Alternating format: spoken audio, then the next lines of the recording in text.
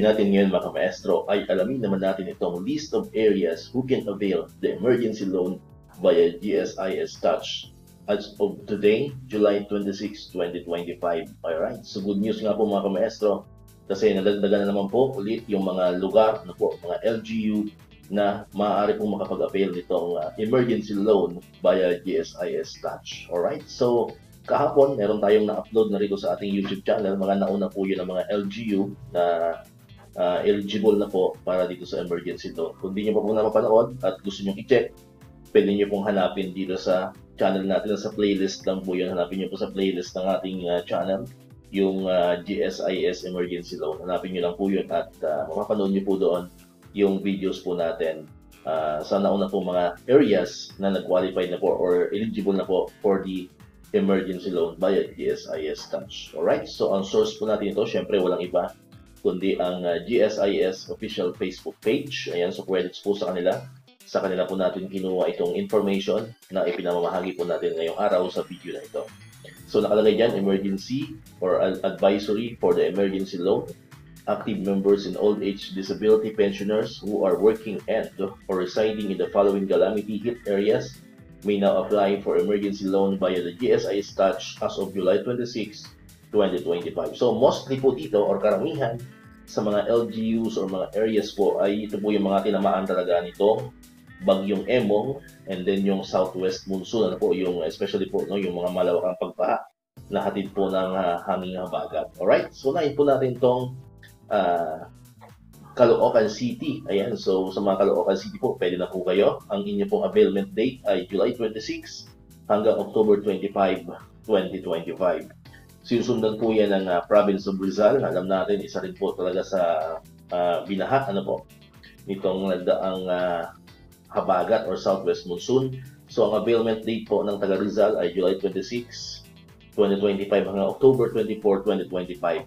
Sumunod naman po ay ang cities of Mga Tarem and Mangaldan in Pangasinan. Ayan, so yung Pangasinan hindi lang habagat, ano, maging yung Typhoon Emong talagang isa po sila sa tinamaan talaga. So sa mga taga rito naman po sa city of Mga Tarem and Mangaldan in Pangasinan, ang availment date naman po ay July 26, 2025 hanggang August 25, 2025. Next po ay ang cities of Malabon, Marikina, Las Piñas, Navotas, and Valenzuela. Alright. So sa NCR naman talagang yung pagbaha naman ang naging problema po, ano, dahil sa habagat. So ang availment po ng mga cities na ito sa NCR ay sa July 25, 2025 hanggang October 24, 2025. Next po ay ang municipalities of Agoncillo in Batangas, Balagtas in Bulacan, Malasiki and Pangasinan, Rojas in Palawan, Province of Bataan and Pampanga, and the city of Dagupan, Pangasinan. So itong mga lugar naman ito ay talagang tinamaan din, ano po, ng southwest monsoon, malawakang pagbabaha. Alright? So ito po, ang availment dates naman po is July 25, 2025 hanggang August 24, 2025. Next naman po ay ang province of Cavite, city of Manila, and Quezon City. So ang availment date naman po is July 24, 2025 hanggang October 23, 2025. Next naman po ay ang Kalumpit, Bulacan, and Umingan, Pangasinan. So ang availment date naman po is July 24, 2025 hanggang August 23, 2025. Next po ay ang province of Siquijor. Availment date naman po is July 17, 2025 hanggang August 15, 2025. Next po is the province of Maguindanao del Sur and municipality of Bunsalan, Davao del Sur.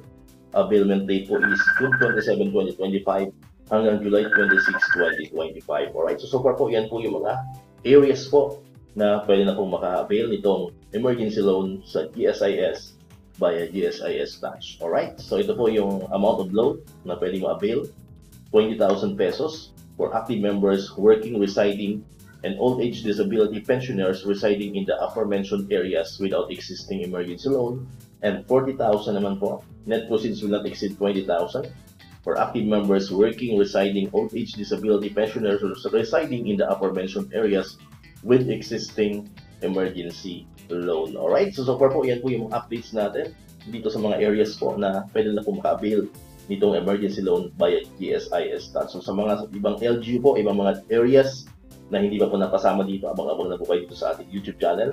Kasi pag may mga bago pong updates ay agad-agad po natin yan ilalagay dito sa channel natin. Alright, so dito ko natatapusin itong ating video ngayon mga ka-maestro.